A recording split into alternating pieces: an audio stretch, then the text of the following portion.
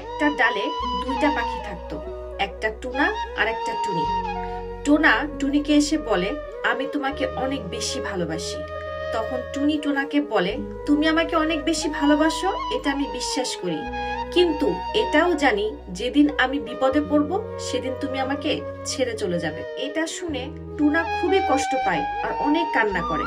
তারপর সাথে সাথে তার দুইটা ডানা কেটে ফেলে দেয় আর টুনিকে বলে, এখন তার কোনো ভয় নেই, যদি কোনোদিন তুমিও চাও তাও আমি তোমাকে ছেড়ে চলে যেতে পারবো না।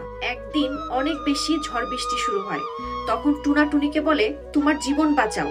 তখন টুনি সাথে সাথেই উড়ে চলে যায়।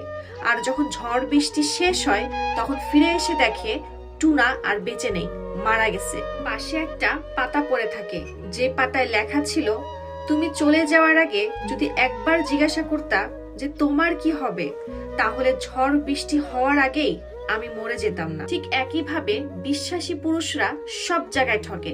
তারা সবকিছু সহ্য করতে পারলেও তার শখের নারীর প্রতারণা, বেইমানি সহ্য করতে পারে না, সাথে সাথেই মারা যায়।